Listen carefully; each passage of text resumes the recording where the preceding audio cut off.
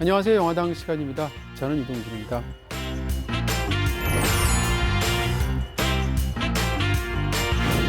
안녕하십니까. 낙차당 김준현입니다. 삶의 낙차, 높은 데서 아래로 떨어지는, 행복한 데서 비참한 데로 떨어지는 그런 낙차라고 생각하실 수 있지만 네. 낙지와 차돌박이 찌개 먹고 싶다. 낙지하고 네. 차돌박이 은근히 잘 어울리거든요. 아, 그래요? 그런 마음을 담아서 네네네. 이렇게 한번 중의법을 사용하지 않으면 당명이 아니다. 그런 그렇죠. 말씀을 또 네. 해주셨습니다. 자, 낙차라는 게 사실 작가에게 굉장히 중요한 건데요.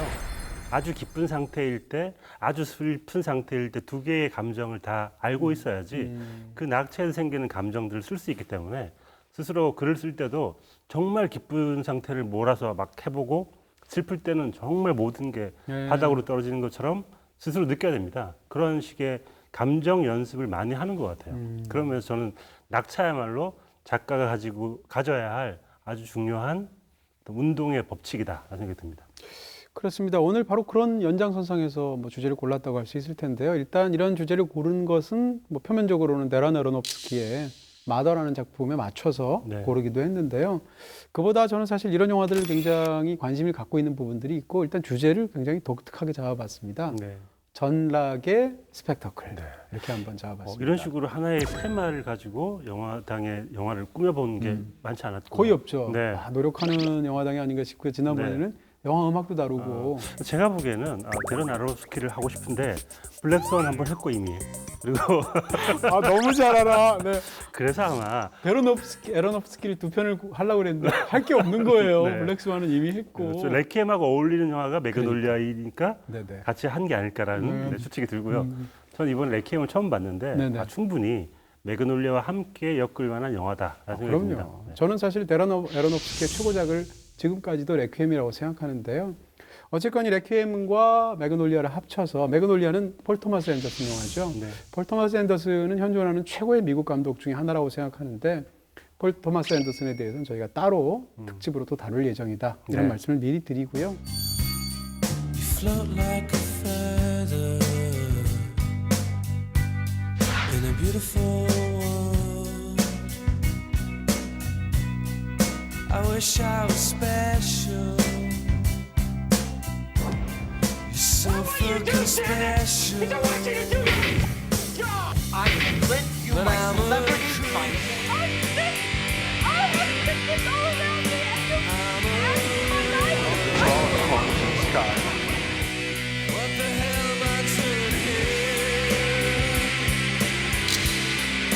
I don't belong here. 어쨌건 두 편의 작품을 골랐는데 이런 얘기입니다. 그러니까 저는 이제 걸작도 여러 가지 걸작이 있다고 생각하는데 어떤 걸작을 보고 나면 막 기분이 좋아지면서 와 역시 세상은 살만한 거야 이렇게 느끼게 해주는 걸작도 있고 네. 유머러스한 걸작도 있고 화려한 걸작도 있고 근데 걸작의 세계라는 것은 참 다양해서 참혹한 걸작도 있는 것 같아요. 네. 이 관객의 호기심이라는 것은 참 어떻게 보면 굉장히 역설적이라서 우리가 영화 속에서 천국을 보고 싶어하는 마음도 있거든요. 근데 반대로 영화 속에서 그야말로 파멸의 궁극 경우에 따라서는 지옥을 보고 싶어하는 관객들의 마음도 있어요. 끔찍해하면서도 그런 측면에서 이 이상한 어떤 관객의 마음 또 실제로 그것이 어떤 삶의 진실을 담고 있기도 하고 그래서 그런 작품의 두 편을 보고 나면 뭐라고 그럴까요? 얼얼한 느낌이 들고 또 자리에서 일어나기도 싫고 너무너무 마음이 무거워지고 슬프고 절망스럽고 그럼에도 불구하고 관객을 완벽하게 사로잡는 종류의 영화들이 있습니다. 그런 영화 두 편을 한번 모아봤고요. 그래서 저희가 오늘 타이틀을 전락의 스펙터클 이렇게 잡아봤습니다.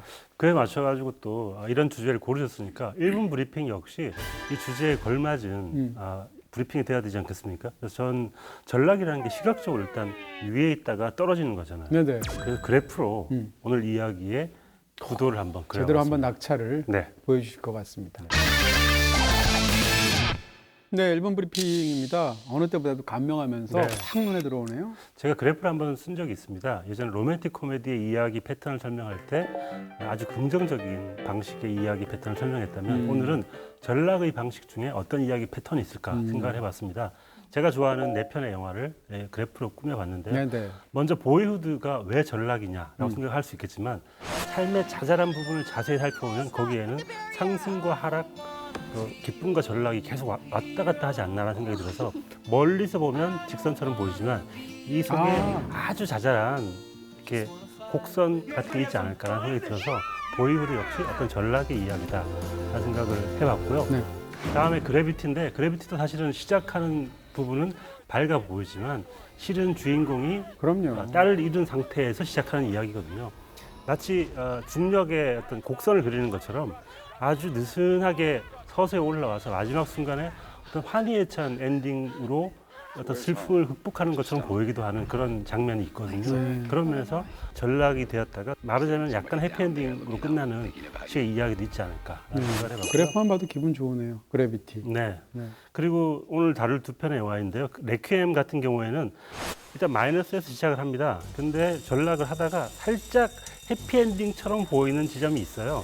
그러다가 아주 급격하게 마지막에 어떤 부분으로 달려가는 전락의 이야기를 보여주기 때문에 이런 그래프를 그리고 있지 않나라는 생각을 해봤고요. 네.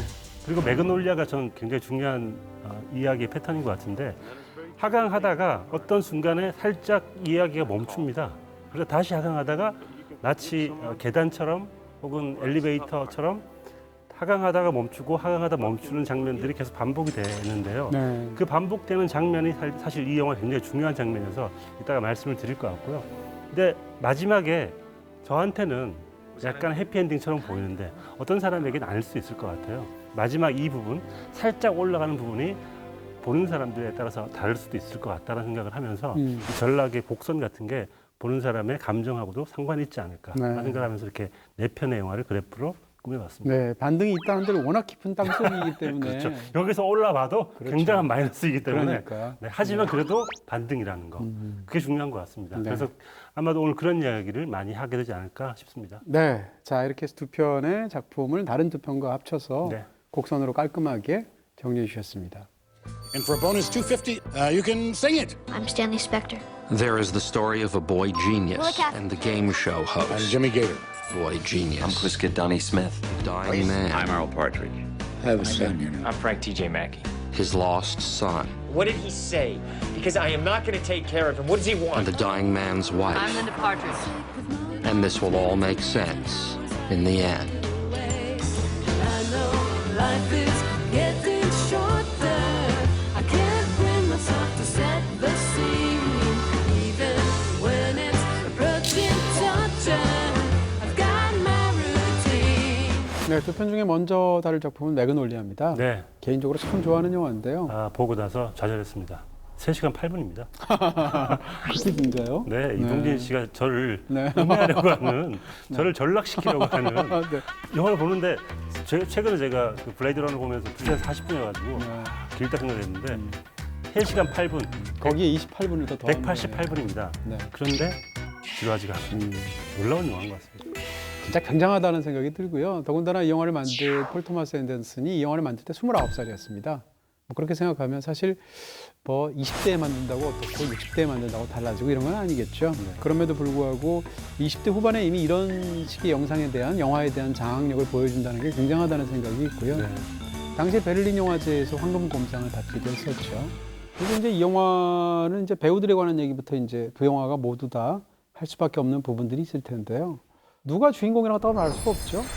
일단 주연급 배우들이 한 9명 정도가 나온다고 말할 수 있고, 영화를 보시게 되면 그 매그놀리아가 꽃의 이름, 목련이잖아요. 꽃의 이름이기도 하지만 극 중에서는 거리 이름이고요. 매그놀리아 거리에 있는 어떤 방송국의 어떤 특정한 퀴즈쇼, 전통적인 퀴즈쇼 프로그램을 중심에 놓고 그 주변 인물들, 방송가의 사람들을 대략 9명 정도를 등장시켜서 종횡무진으로 누비면서 24시간 동안 다루는 영화다, 이렇게 말씀드릴 수 있을 것 같고요. 탐 크루즈는 저는 이 영화에서 베스트였다고 생각합니다. 네. 네, 사실 탐 크루즈가 당시 아카데미에서 남우조연상 후보에 올랐는데 사이드하우스를 통해서 마이클 케인이 받았어요. 네. 근데 뭐 마이클 케인의 연기야 뭐 명연기죠. 워낙 훌륭한 배우고. 네. 그렇지만 이 해만큼은 그냥 탐 크루즈 주지, 이런 생각이 지금도 듭니다. 우리가 알고 있는 탐 네. 크루즈의 이미지하고 굉장히 다른 이미지여서, 물론 잘생겼기 때문에 바람둥이 이미지를 우리가 가지고 있지만 이 영화에서는 약간 종교 지도자 같은 느낌이 있잖아요. 그리고 일단 에너지가 폭발하는 에너지를 주체할 수 없어 하는 그 연기를 너무 잘한 것 같아요. 마초적이면서 바람둥이적인 기술을 그렇지 못한 남자들에게 가르치는 걸로 먹고 사는 요즘식으로 얘기하면 픽업 아티스트 네. 그렇게 말할 수 있을 텐데 유혹과 파괴라는 그렇습니다. 회사를 운영하고 있죠. 엄청나게 맞춰주기면서 굉장히 어떻게 보면 이렇게 성차별적인 그런 캐릭터인데 알고 보니까 이 캐릭터의 마음속에는 엄청난 비밀이 있고 상처가 있는 거죠.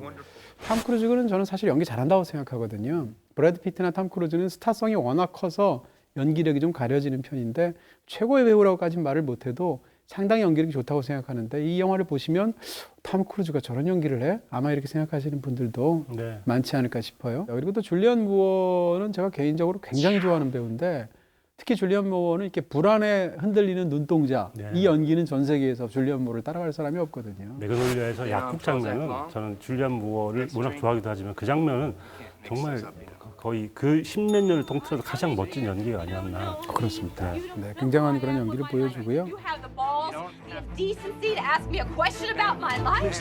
Fuck you too!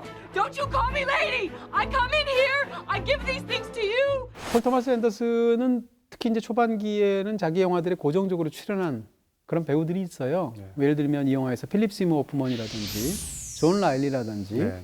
혹은 뭐 필립 베이커 홀 같은 그런 배우들인데 이 배우들은 초기 영화들 3편, 4편에 다 나오거든요. 그런 면에서 그 협업을 보는 그런 재미들도 있을 것이다 이렇게 얘기할 수 있을 것 같고요. 네. 이 영화의 시작 과정이 사실은 음악으로부터 출발을 네. 했고요. 에미 만이라는 아티스트의 음악으로부터 출발을 한 영화인데 전 이 가사가 사실은 굉장히 의미심장한 것 같아요. 일단 영화 시작하면 원이라는 노래로 시작을 합니다. 에미 만의. One is the loneliest number that you'll ever do. Two can be as bad as one. It's the loneliest number since the number one. 어쩌면 이 영화의 주제일 수 있습니다. 그렇죠. 혼자일 때와 누군가와 관계를 맺을 때 관계라는 게 어쩌면 더 비극적인 지옥일 수 있다는 이야기를 하는 것 같고요. 영화 중간에 보면 와이즈 업이라는 노래를 부르는 장면이 또 굉장히 가사가 중요한 장면이었고요. 영화의 마지막에 또 세이브 미라는 노래를 그 에미만의 노래를 트는데 이 세 개의 에미만의 노래가 어쩌면 영화를 꿰뚫고 있는 하나의 축 같은 거여서 사실 폴 토마스 앤더슨이 영화를 만들 때 인터뷰에서 무슨 말까지 했냐면 나의 재능이라는 것은 에이미만의 재능에 비하면 아무것도 아니다. 이렇게 말한 적도 있어요. 굉장한 겸손인데 어찌됐건 이 영화에서 음악이 그렇게 중요하다 이렇게 얘기 드릴 수가 있을 것 같고요. Or Superman, you will. 이 영화에 등장하는 사람들은 기본적으로 뭐라고 그럴까요? 아까 말씀해 주신 것처럼 둘일 때가 더 안 좋을 수도 있는 경우 이런 걸 보여주는 케이스라고 말할 수 있을 텐데 기본적인 갈등이 다들 환멸과 고독의 늪 속에 가라앉아서 헤어나지를 못하는 사람들이 그리고 있잖아요. 행복한 사람이 하나도 없잖아요. 네. 근데 이 사람들이 극 중에서 겪고 있는 인간 관계의 가장 중요한 핵심은 윗세대가 아랫세대에게 저지른 잘못들입니다. 특히 이제 아버지 세대가 잘못한 그런 부분들이 있는데 영화에서 보면 이제 돈이라는 캐릭터가 나오잖아요. 윌리엄 메이시가 연기했던 그 돈이라는 캐릭터가 화장실에서 토하면서 무슨 말을 하냐면 Sins of the father laid upon the children was merciless. Love. 그 대사가 어떻게 보면 이 영화에서 이야기를 만들어낸 기본 틀을 보여주는 것 같은 부분들이 있죠.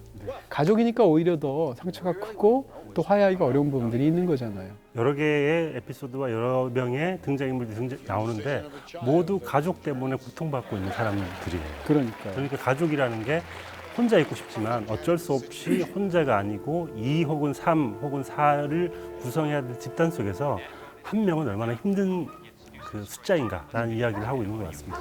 극 중에서 가장 인상적인 대사를 하나만 꼽으라면 지미가 그 말을 하기도 하고 중간에 이제 도니가 그 말을 다시 반복하기도 하는데 우리는 과거를 잊었지만 과거는 우리를 잊지 않았다라는 네. 말을 하게 되는데 그렇게 본인이 과거에 저지른 크나큰 잘못, 죄, 실수 이런 것 때문에 이후에도 그것이 고통받는 더군다나 다른 사람들까지 힘들게 만드는 그런 이야기들 다루고 있고요. 네. 과거에 그렇게 끔찍한 잘못을 저지른 사람들이 사실은 뻔뻔하게 살아가면 그나마 괜찮을 것 같을 부분도 없지 않은데 이 사람들이 뒤늦게라도 그것을 너무 큰 죄책감을 갖고 해결하려고 하는데 상처가 너무 크기 때문에 해결이 안 되는 거예요. 그러면서 펼쳐지는 9명이 어떻게 보면 끝없이 삶의 구렁텅이 속으로 고꾸라지는 것 같은 그런 이야기를 네. 눈부신 솜씨로 만들어낸 영화인 거죠. 이 영화를 어렵다고 생각하는 부분 중에 하나가 시작 부분 때문인 것 같은데 시작을 하면 그 한 3사람의 교수형 당한 사람 이야기 네. 그리고 또 재밌죠. 우발적으로 살인이 벌어진 이야기 그 얘기를 아주 빠르게 얘기를 하고 그 다음 장면으로 상관없어 보이는 이야기가 너무 많은데 이 얘기를 왜 했지? 라고 생각을 하게 되는데 그 이야기가 어쩌면 이 영화를 좀 어렵게 만드는 도입부가 아니었나 생각이 듭니다. 그러니까 삶에 있어서 인간이 자기의 뜻으로 어떤 자기 삶을 제대로 온전히 이렇게 자기 의지에 따라서 끌고 간다는 것이 얼마나 착각인가 이런 것을 보여주는 세 가지 의견에 관한 얘기일 텐데요. 그럼 프롤로그부터 어떻게 보면 보고 나면 완전히 혹하면서 이 영화에 빠져들게 만드는 신기에 가까운 솜씨를 보여주시죠. His parents argue 3 stories below. 저는 이 영화에서 폴 토마스 앤더슨 이 영화 이 앞에 부기나이트라는 영화도 워낙 좋아했지만 이 영화를 보면서 와 진짜 신기에 가깝다 이런 감탄을 했던 기억이 지금도 생생한데 예를 들면 2장면을 좀 설명을 드리고 싶습니다. 네. 첫 번째는 뭔가 하면 이 영화의 카메라는 처음부터 끝까지 계속 움직여요. 움직이는데 사실 이게 인물이 9명이나 나오잖아요. 9명이 나오면 각각 이렇게 캐릭터를 만드는 데만 해도 시간이 상당히 걸릴 텐데 그거를 제한된 시공간 속에서 종횡무진 누빈단 말이죠. 그럴 때 A라는 인물을 너무 많이 설명하면 B라는 인물을 관객들이 까먹게 되잖아요. 그럴 때 그것을 어떻게 연결할 것인가라는 건데 단순히 시나리오가 아니라 그것을 가장 영화적인 방식으로 너무 잘 묘사한다라는 것이고요. 그 중에 하나는 뭐 간단하게 이런 장면을 설명드릴 수 있습니다. 극 중에 이제 소년이 등장하잖아요. 퀴즈 천재인 스탠리라는 소년인데 비가 와서 차에서 내려서 아빠와 함께 복도로 이렇게 방송국으로 들어가는 장면 한번 떠올려 보실 수 있어요. 그 장면을 보면 방송에 출연하려고 하고 아빠가 아들과 함께 들어가게 되는데 카메라는 뒤를 따라가죠. 스테디캠으로 찍었는데 뒷모습이 나오잖아요.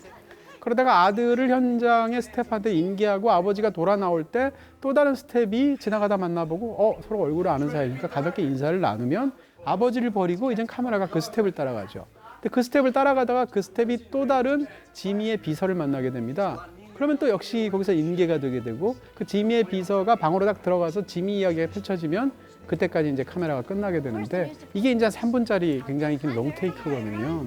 근데 이런 것을 보게 되면 기본적으로 관객 입장에서는 그렇게 어지러운 방송국 실내를 복잡하게 뒷모습을 따라서 종횡무진 누빈 듯한 느낌이 드는데 이것은 사실은 극 중에서 인간관계가 얽히고 설켜서 제대로 풀 수가 없잖아요. 네. 그것이 한 군데서 어떻게 공존하는가를 보여주는 것이기도 하고 두 번째는 이 장면에서 이 굉장히 어떻게 보면 서커스에 가까울 정도로 힘들게 찍은 롱테이크 장면이 등장하는 사람들끼리 아무런 관계가 없습니다.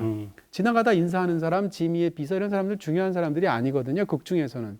다시 말해서 그것을 나눠 찍을 수도 있는데 굳이 이렇게 어렵게 다 하나의 숏 안에 넣었다는 거죠. 왜 그런가 하면 어떻게 보면 한 공간 안에 서로 스치면서 바로 가장 가까운 데서 인사라는 사이일지라도 사실은 그 사람들끼리는 아무런 관계가 없기도 하고 심지어는 굉장히 서먹하기도 하고 별로 중요하지도 않다는 얘기죠. 그러니까 한 공간에 있다는 거리적인 가까움만으로 그 사람들이 가깝거나 서로 마음을 열거나 이러지 않는다는 것을 정반대의 방식으로 오히려 역설적으로 보여주는 거예요. 네. 그런 면에서도 참 이런 영화적인 형식적인 방법을 활용하는 폴 토마스 앤더슨의 솜씨는 굉장하다는 생각이 드는 거죠. 저는 소설을 쓰고 캐릭터를 만드는 사람으로서 이런 이야기를 보고 있으면 너무 재밌었겠다라는 생각을 많이 하는데요. 여러 명의 인물을 배치해 놓은 다음에 여러 명의 인물을 배치하고 만든다는 이유는 넓게 파기 위한 거거든요. 그렇겠죠. 한 사람의 1인칭의 심리를 파기 위해서는 아주 좁고 깊게 파야 되는데 이렇게 넓게 만들어 놓으면 큰 덩어리로 깊게 팔 수 있습니다. 그러니까 구조가 약간 달라지는 것 같아요. 좁고 깊은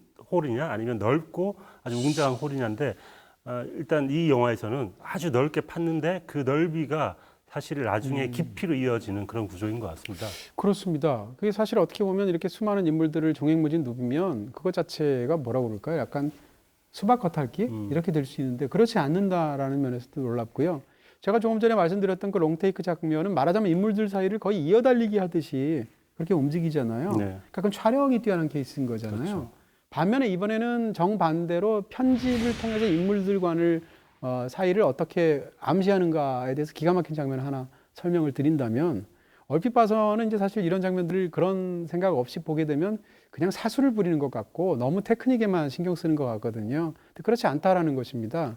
이 영화에서 이런 장면을 예를 들 수 있는데 굉장히 사소해 보이는데 지미가 갑자기 생방송 들어가기 전에 사회자로서 몸이 아픈 거죠. 네. 괜찮겠느냐? 근데 괜찮다라고 말을 하고 환하게 웃으면서 이제 카메라가 불이 들어오고 세트로 걸어 들어가게 되는데 그 모습을 뒷모습으로 잡죠. 걸어 들어갈 때. 근데 흔히 인물이 걸어 들어갈 때 뒷모습을 잡으면 그 다음에 역쇼트로 앞모습을 잡아주거든요. 그렇게 해서 이제 관객을 참여시키는데 뒷모습 다음에 역시나 지미의 앞모습이 나옵니다. 근데 앞모습을 어떻게 넣었냐면 모니터 속에 넣어서 그 장면을 연출되도록 보여주게 되는 거죠. 그러면 모니터 속에 등장하게 되는 지미의 앞모습을 관객이 본 순간 그것이 자연스럽게 거실에서 그런 지미의 TV쇼를 보고 있는 필이라는 간병인의 모습으로 이어지게 되고 그 간병인으로부터 카메라가 싹 패닝을 하게 되면 옆에서 그 간병인이 간호를 하고 있는 바로 이 방송국 재벌이라고 말할 수 있는 어린한 남자가 누워 있는 걸 보여주게 되죠. 그리고 갑자기 거기서 이제 스위치펜을 합니다. 사실 폴 토마스 앤슨이 굉장히 잘하는데 그렇게 해서 여기서 스위치펜으로 아주 빠르게 하면 그로부터 이어지는 장면은 뭔가 하면 클로디아하고 또 짐이라는 남자가 서로 대화를 하는 장면입니다.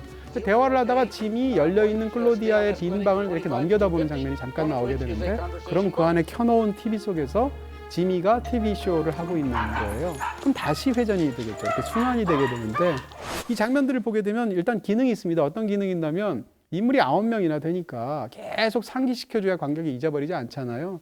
그런 면에서 굉장히 효율적인 그런 방식의 장면 전환법이다라는 것이고 더 중요한 것은 이게 주제랑 맞닿아 있다는 건데요. 아까 롱테이크 장면하고 반대입니다. 롱테이크 장면은 같은 시공간 안에 있지만 서로가 아무런 관련을 맺지 못하고 흘러가는 사람들을 보여줬다면 이 영화는 지금 서로 다른 장면들, 서로 다른 공간 속에 있잖아요. 근데 그것을 편집의 마술을 통해서 그들이 사실은 서로 얽혀 있다는 사실을 보여주게 되는 거죠. 그러니까 어떻게 보면 편집이나 촬영의 정반대 테크닉을 가지고 정반대 이야기를 주제에 너무 맞게 이렇게 보여주는 그런 뛰어난 방식의 영화 연출이다. 이렇게 얘기할 수 있을 것 같습니다. 저는 이 영화에서 제일 중요한 그 장면 혹은 그 연출이 뭐였냐면 TV였던 것 같아요. 텔레비전 화면이었던 것 같은데 텔레비전 화면에 등장하는 사람들과 그걸 보고 있는 사람들이 사실은 같은 연결되어 있는 사람들이잖아요. 텔레비전 화면을 통해서 서로가 서로를 보고 있는 것 같아요. 그렇죠. 마치 하나의 그 창문이 텔레비전이 있다면 이 왼쪽에 있는 사람들은 이쪽을 보고 있고 오른쪽에 있는 사람들은 TV를 통해서 이쪽을 보고 있는 그런 장면이 눈에 보이는 것 같아요. 근데 저는 또 한편 이게 그러면서도 모든 게 음악으로 연결되어 있다고 생각이 드는 게 이 사이사이를 연결시켜 주는 게 음악이거나 에미만의 음악이거나 아니면 스코어의 음악이거나 마지막으로 내레이션이 한번 마지막에 길게 나올 때가 있는데 그 내레이션이 단일한 내레이션이 나오는데 계속 다른 사람들이 나와요. 근데 이게 어쩌면 이 모든 사람들이 하나로 연결된다는 것은 그러니까 아무런 상관이 없어 보이는 사람이지만 그 목소리 혹은 뭐 음악 이런 걸로 다 연결이 돼 있다라는 걸 그런 식의 편집으로 보여주고 있지 않나 싶더라고요. 네, 아까 1분 브리핑 마지막에 이제 살짝 반등하는 그런 모습을 보여줬는데 만약에 아무리 갸냘픈 희망이라도 영화의 마지막에 넣고 싶다라고 한다면 보통 감독이라면 어떤 방법을 쓸까요? 등장인물이 9명인데 그 인물들을 9명을 한 곳에 불러 모으겠죠. 네. 무슨 거대한 행사가 있다거나 그럼 거기서 갑자기 누가 뭐 어떻게 아이를 출산한다거나 아니면 하늘이 갑자기 맑아진다거나 이런 걸 통해서 박수치고 아마 끝나는 그런 식의 방법들을 많이 쓸 것 같아요. 아주 쉬운 방법이니까. 근데 이 영화에선 제가 너무나 감탄하는 가장 명장면이 바로 그 에이미만의 와이즈업이 나오는 장면인데요.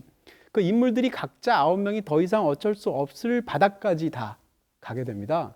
그 상황에서 절망에 몸부림치고 도와줄 사람은 아무도 없고 다 고립되어 있고 고독한 9명의 개인들이 있게 되는데 그 바닥에서 갑자기 노래가 흘러요. 네. 그러면서 클로디아부터 시작해서 와이즈업을 마치 돌림 노래처럼 부릅니다.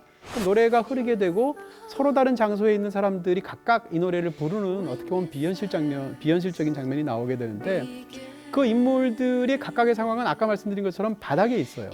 부르는 노래 가사도 그렇습니다. What you want, you can hardly stand it though. 어떻게 보면 절망한 사람한테 그냥 계속 거기 바닥에 있어라 라고 말하는 굉장히 참혹한 내용의 슬픈 가사이거든요. 그리고 인물들은 바닥에 실제로 있잖아요. 그러니까 이 장면에는 희망이 있을 수가 없잖아요. 근데 이 장면을 보고 나면 이상하게 묘하게 희망이 싹 트는 것 같은 이상한 정반대의 감정이 생깁니다. 왜 그런가 하면 이 영화에서의 그 장면에서의 희망이라는 것은 연결 자체에 있다는 거죠. 다시 말해서 인물들도 각자 고독하게 독립적으로 있고 그 인물은 바닥에 있고 가사도 더 이상 참혹할 수밖에 없는데 그것을 연결해 주는 순간 다시 말해서 개개인의 아픔이 함께 아플 수 있는 어떤 그런 공유의 감정으로 편집에 의해서 연결해 주는 순간 희망이 생기는 거예요. 그러니까 이런 거야말로 영화의 어법만이 발명할 수 있는 줄 수 있는 희망의 발명 방식인 거잖아요. 그런 면에서 저는 이 장면이 명장면이라고 생각합니다. 저는 그 노래 가사가 참 의미심장하고 약간의 반전이 담겨 있는 가사 같은데요. 네. 그러니까 와이즈업이라는 가사 제목이 왜 붙어 있냐면 그건 멈추지 않을 거야. 네가 현명해지기 전까지는. 그러니까 네가 그게 현명해지면 그게 멈춰지겠지만 그럴 리는 없을 거다. 그러니까 포기해라는 얘기인데 인간은 결코 현명해질 수 없는 사람들이다. 시간이 지나고 반복된다 하더라도 현명해질 수 없으니 포기하고 자신을 내맡겨라. 뭐 이런 식의 체념에 대한 이야기 같기도 하고 그래서 오히려 모든 걸 내려놓는 순간 이상한 긍정 같은 게 생기는 지점이 분명히 있는 것 같습니다. 훌륭한 영화의 어떤 장면은 그 영화가 실제적으로 내용상 의미하는 바와 그 영화가 그 의미를 보여주는 방식이 서로 정반대로 충돌하는 경우가 있어요. 바로 이 영화의 지금 말씀드린 장면이 그런 장면이고 표면적으로 그냥 겉핥기식으로 보면은 그 장면은 더 이상 슬플 수밖에 없는 더 이상 절망일 수밖에 없겠지만 그것이 영화적인 형식에 담기는 순간 그것이 희망의 이야기가 되는데 그것이 바로 영화의 편집에서 나온다라는 측면이 네. 놀랍다는 설명을 드리고요. 그리고 영화에 뭐 쇼킹한 장면이 너무 많죠. 뭐 제일 유명한 게 개구리 우박 같은 장면. 그 장면 일단 네. 제일 처음에 개구리 우박을 맞는 사람은 짐이에요. 경찰관 짐인데 그게 딱 떨어지는 순간 너무 놀라가지고 소리가 너무 육중하게 역시 SK는 소리가 좋아.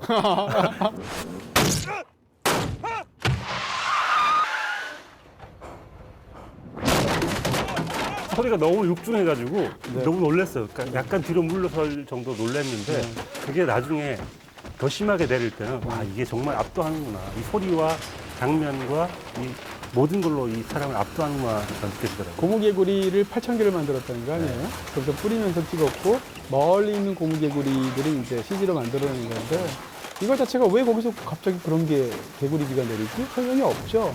어떻게 보면 이것도 역시 알트만의 쇼컷을 보시게 되면 LA 인근을 강타하는 지진이 마지막에 일어나게 되는데 그런 것과 비슷하다라고 볼 수도 있고요.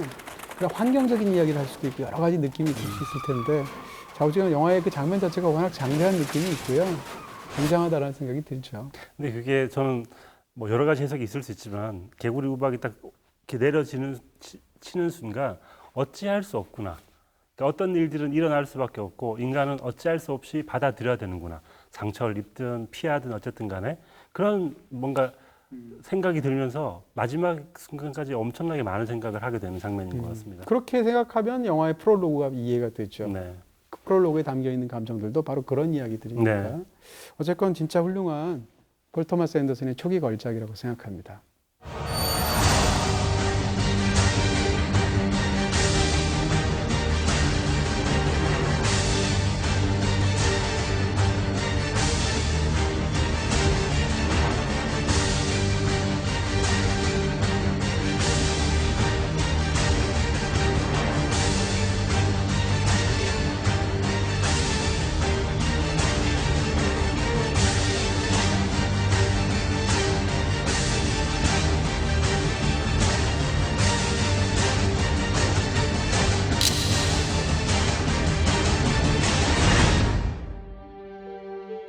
두 번째 소개해드릴 작품은 레퀴엠입니다. 네. 아마 두 작품 중에서 보신 분들이 적지 않을까. 네, 저도 이번에 처음 봤고요. 아 그래요? 어떠셨어요?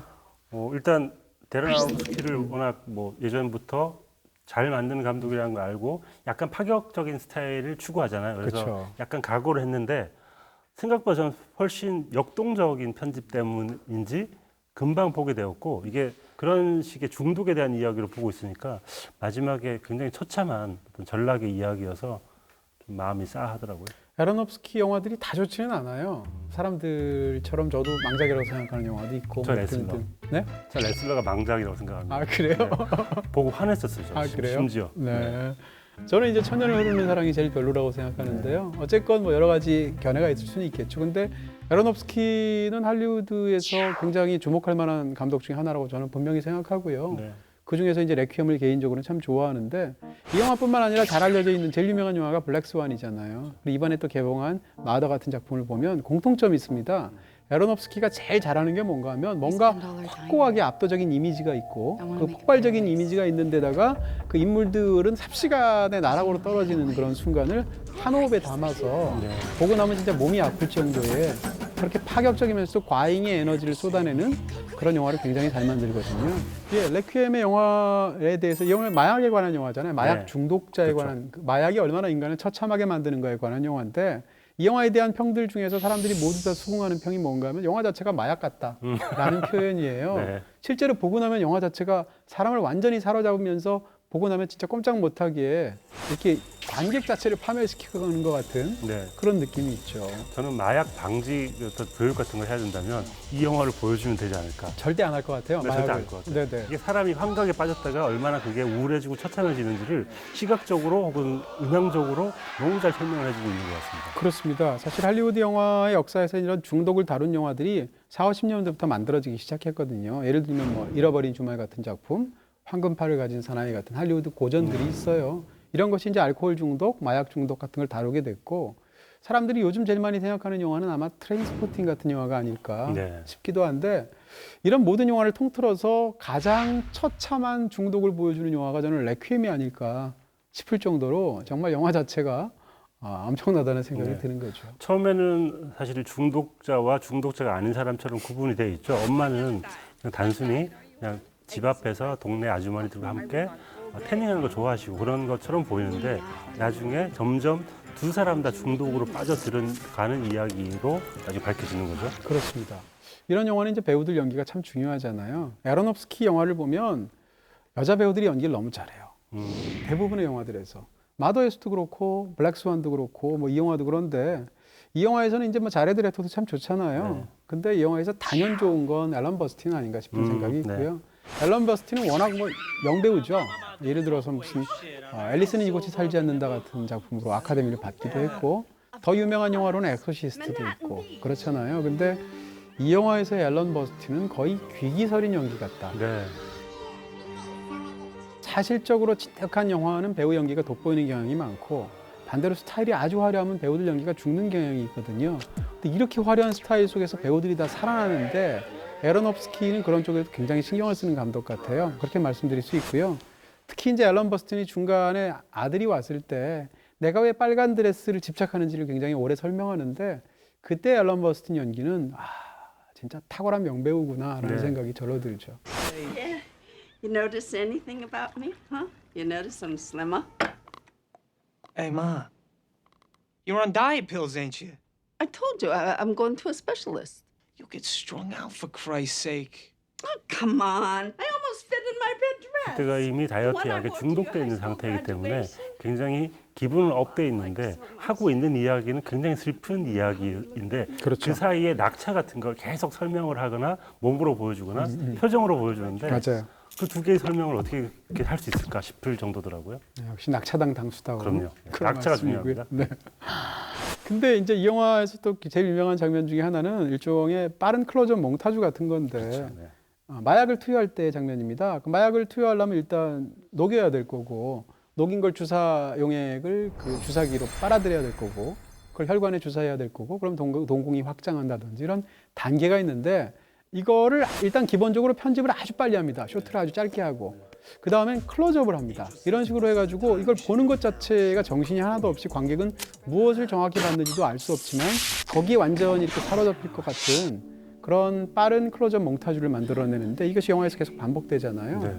이게 쇼트가 대체 몇 개인지 그러니까요. 수천 개 될 것 같은데요. 네. 그걸 계속 반복하는데 정말 빨라가지고 우리가 보려고 하는 사이 이미 지나가 버리고 그렇습니다. 이게 나중에 어떤 환각처럼 보입니다.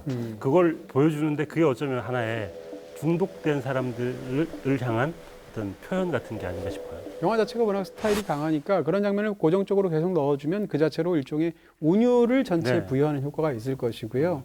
근데 이제 해리가 극 중에서 마약하는 장면뿐만 아니라 엄마가 다이어트 약을 먹는 장면도 이렇게 편집이 그렇죠. 되어 있고 그다음에 마약을 파는 장면도 이렇게 편집이 되어 있어요. 그렇게 해서 이 영화에서 이런 부분들은 영화에서 진짜 강렬하게 마약을 한다는 것이 어떻게 인간을 사로잡으면서 파멸시키는가를 보여주는 그런 테크닉이다라고 말할 수 있고요. 흥미로운 것은 정반대예요. 이 영화 속에서 이런 게 아니라 꿈속이나 판타지 속에서 이들이 꿈꾸고 있는 어떤 이상적인 그런 삶이 있을 텐데 그런 것들은 어떻게 찍었냐면 롱테이크로 찍고요. 그리고 롱쇼트는 멀리서 찍습니다. 네. 그러니까 지금 말한 것하고 정반대인 거죠. 쇼트의 길이는 길게 최대한 잡고 그 다음에 인물은 멀리서 찍게 되는데 이 두 가지를 비교하면 이 영화가 뭘 말하는지가 너무 잘 보여요. 뭔가 하면 현실이라는 것은 파멸에 가깝고 너무 강렬하고 짧고 순간적이라는 거죠. 근데 자기가 바라고 있는 이상이라는 것은 아름답지만 멀리 있고 잡을 수 없고 아슴프레하다는 거죠. 약차죠. 그렇게 얘기할 수도 있어요. 네. 어떻게 보면 영화 두 가지 영화 언어 사이의 낙차라고 볼 수도 네. 있을 텐데 그 사이에서 과연 이 영화가 꿈과 현실이 어떤 관계를 맺고 있는지를 너무 잘 보여주는 겁니다. Everybody is thirsty. Come to me.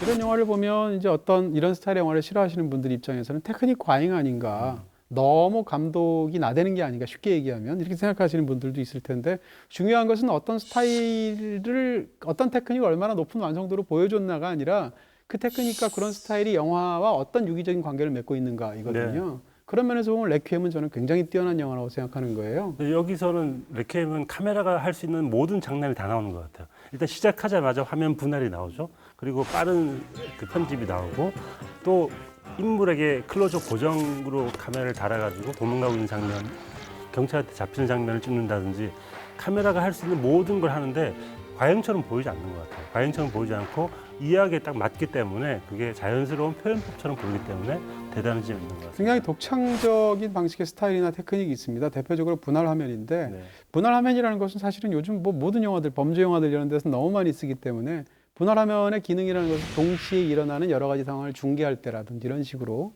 굉장히 많이 쓰게 되죠. 근데 이 영화의 분할 화면은 굉장히 놀라운 면이 있어요. 소파에 둘이 나란히 누워서 서로 이렇게 터칭하면서 굉장히 아름다운 한때를 보여주는 것 같은 장면이 있는데 이 장면은 지금 두 사람이 소파에 같이 누워 있고 거기서 서로 굉장히 아름답게 속삭이고 너무 가깝거든요. 그러니까 화면을 분할해야 될 아무런 이유가 없어요. 그럼에도 불구하고 남자와 여자를 분할화면 속에서 이분할해서 보여주고 있단 말이죠. 이런 것은 이런 거죠. 두 사람이 바로 옆에 있고 지금 사랑하고 서로가 속삭이고 있지만 가장 가까이 있는 두 사람 사이에서 사실은 두 사람 사이가 벌어져 있는 것을 보여주는 거죠. 완벽히 다른 공간으로 그 사이를 분할해서 보여줘서 사실은 어떻게 보면 영화 속에서 펼쳐지는 광경은 행복에 가득한 것 같지만 그렇지 않은 아주 암울한 전조를 그 테크닉을 통해서 보여주는 거거든요. 그런 면에서 보면 영화 언어가 과잉처럼 보이지만 사실은 영화에 너무 잘 맞아 있는 그런 뛰어난 선택처럼 보인다는 거죠. 네, 저는 그 말씀하신 분할 장면이 그런 식으로 붙어 있지만 떨어져 있는 연인의 이야기처럼 보이기도 하지만 한편으로 분할 장면을 계속 보여주는 이유가 감각과 반응에 대한 이야기 아닐까. 한쪽에서 어떤 감각을 건드리면 그 다음 다른 쪽 분할하면서는 반응하는 장면들을 보여줘서 결국에는 이 마약에 중독되는 상태 같은 것들이 이 영화의 주제가 뭐냐? 감각과 반응. 감각에 반응하는 인간의 뭐 진면 같은 걸 보여주기 위해서 그런 화면을 쓰지 않았을까? 그런 생각도 해보게 되더라고요. 영화에서 왜 이들이 이렇게까지 됐을까? 물론 마약이 좋아서 뭐 혹은 날씬해 보이고 싶어서 뭐 등등의 이유가 있을 수 있겠죠. 그런데 영화에서 보면 이 사람들이 다 바라는 어떤 그 가장 이상적인 형태에 대한 어떤 그 소품이 있어요. 그게 뭔가 하면 이제 붉은 드레스 같은 것인데 엄마는 붉은 드레스에 그렇게 집착하는 이유가 있습니다. 그 이유가 뭔가 하면 지금은 남편이 죽었고 아들이 지금 엉망진창이 돼 있지만 사실 이 아들이 대학을 졸업하고 남편이 살아있던 그 당시에 대학 졸업식에서 찍었을 때 그 사진 속에서 자기가 입었던 옷이 붉은 드레스거든요. 그러니까 지금은 엉망진창의 삶을 누리고 겪고 있지만 그래도 나는 행복했던 시절이 있다. 라는 그런 이상화된 과거를 상징하는 것이 빨간 드레스잖아요. 근데 영화 속에서 사실은 해리와 이 마리온도 마찬가지거든요.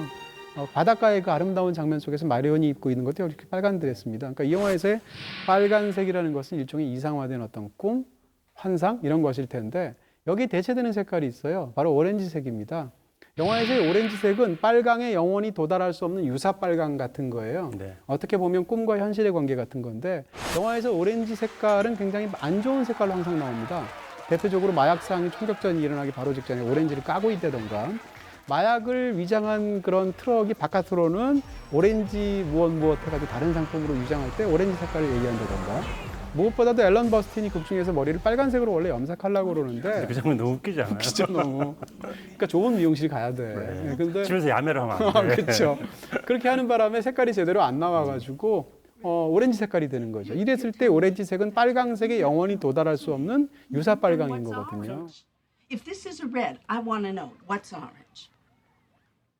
네, 영화 전체를 보면 결국 꿈과 현실에 관한 건데 왜 인물이 이렇게까지 정안락하게 됐을까를 생각해 보면 그 인물들이 갖고 있는 이상한 꿈 때문이에요. 꿈을 이루기 위해서. 예를 들면 해리가 마약까지 팔게 된 이유가 자기 여자친구가 재능도 있는 것 같고 디자이너가 되고 싶은데 도와주고 싶잖아요. 그 돈을 마련하기 위해서 마약을 팔기 시작한단 말이에요. 이런 식으로 인물들을 파멸시키는 것은 어떻게 보면 인물들이 갖고 있는 꿈, 정확하게 얘기하면 그 꿈에 이르기 위한 잘못된 행동을 선택했기 때문인데 그러면 영화 제목이 이해가 되죠. 우리나라에선 레퀴엠이라고 줄여서 했지만 원제는 꿈을 향한 진혼곡이라는 네. 뜻이잖아요. 네. 레퀴엠 포러 드림이니까. 그러니까 이 영화는 사실상 꿈을 장사 지내는 영화인 거죠. 그래서 이 영화의 참혹함은 어떻게 보면 인물의 전락에도 있지만 꿈이라는 것은 존재하지 않는 삶을 바닥까지 보여주면서 영화가 끝나고 있기 때문에 어떻게 보면 꿈을 장사 지내는 영화 이렇게 볼 수도 있는 거죠.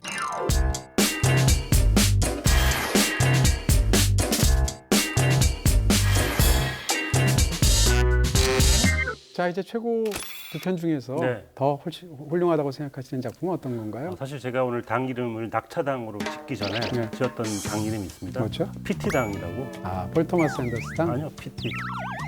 퍼스널 트레이닝. 네. 예, 중위법이죠. 네네. 네. 폴 토마스 앤더슨을 좋아해서 사실 두 개를 비교하고 레퀴엠도 재미있게 봤는데요.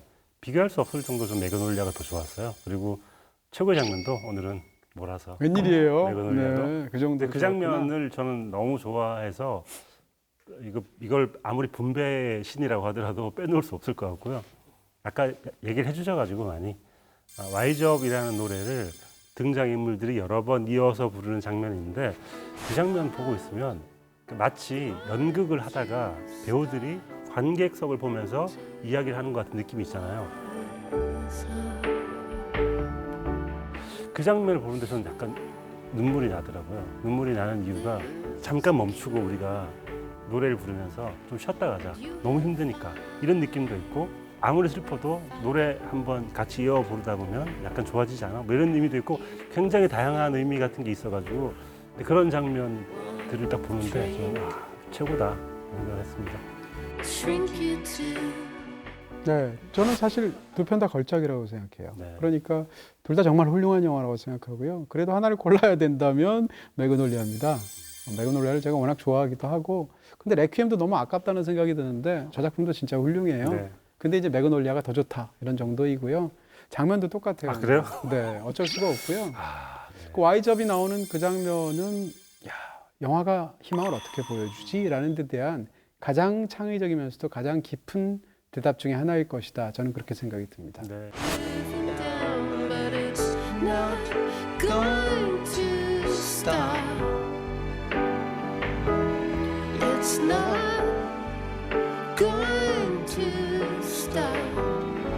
Prepare a list for what you need before you sign away. You know it's not going to stop. To you, wise up. No, it's not going to stop. So just give up.